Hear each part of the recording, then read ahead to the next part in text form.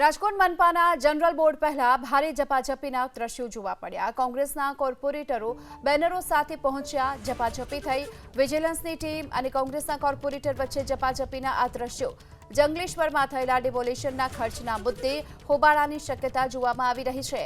Congress કોર્પોરેટરે red contractor અને demolition દરમિયાન થયેલ ખર્ચનો પ્રશ્ન પૂછ્યો હતો અને તેના કારણે આ પ્રકારની ઝપાઝપી થઈ હોવાની શક્યતા હાલ તો જોવામાં આવી રહી છે।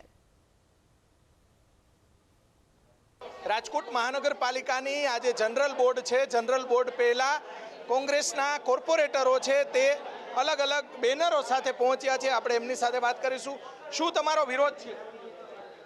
અમારો વિરોધ તો એ છે કે જે જંગલેશ્વર વિસ્તારમાં જે ડિમોલેશન થયેલું છે એ ડિમોલેશનની એક માસ પહેલાં મેયરશ્રીએ કમિટીની રચના કરી હતી અને ભ્રષ્ટાચાર ઉજાગર કરવા માટે કે અમે આ કમિટી રચી છે, તો અમે જનરલ બોર્ડમાં એવડી કમિટી એ શું રિપોર્ટ આપ્યા એનો અમે પૂરેપૂરો વિરોધ કરશો।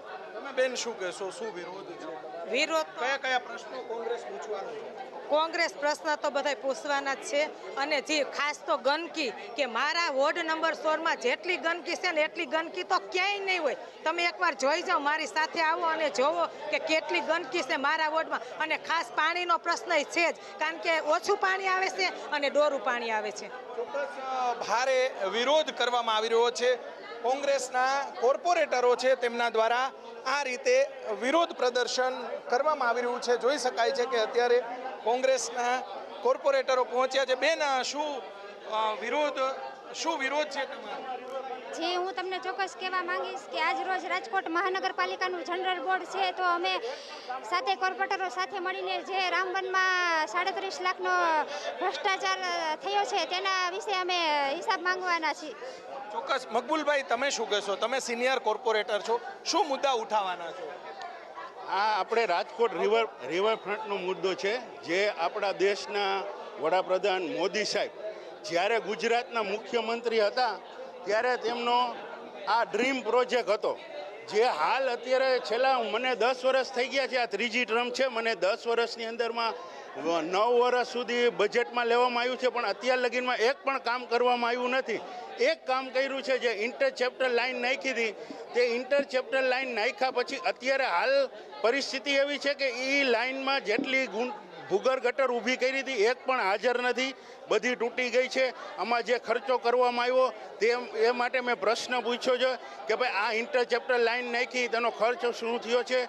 છેલ્લે એવી વાત હતી કે ભાઈ આખો રિવરફ્રન્ટ નથી બનાવવાનો, તો અમે એવી રજૂઆત કરી હતી ચુનાવડ પુલથી કેસરી પુલ, રામનાથ મહાદેવ મંદિર લગીનું ડેવલપ કરવું, તે પ્રોજેક્ટ હજી ચાલુ કરવાનો હતો, તે હાલ અત્યારે શું છે, ક્યાં હાલ પહોંચ્યો છે? ચોક્કસથી કોંગ્રેસના કોર્પોરેટરો અત્યારે અલગ અલગ બેનરો સાથે વિરોધ પ્રદર્શન કરવા માટે પહોંચ્યા છે।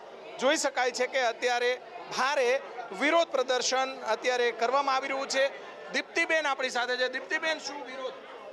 આજે મારા પ્રશ્નનો એવો વિરોધ છે કે જે તે વખતે જંગલેશ્વરમાં ડિમોલિશન થયું એ વખતે જે બિલો મૂકાણા એમાંથી કેટલા મંજૂર થયા, કેટલા પેન્ડિંગ છે, અને ખાસ કરીને મારે જાણમાં આવ્યું છે કે જે તે વખતે ડિમોલિશન થયું ત્યારે ટેબલ રેન્ટ સામાન્ય રીતે આપને ખબર છે કે 200 થી 300 રૂપિયા ભાડું હોય, એની બદલે કલાકનું 2000 રૂપિયા જેવું તોતિંગ બિલ મૂકાણું છે। ત્યારે આપ સૌ જાણી જ શકો છો, જે દીવા જેવું છે કે આ કરોડોનો કૌભાંડ, આમાં લાખો રૂપિયાનો કૌભાંડ આમાં પણ દેખાઈ રહ્યો છે।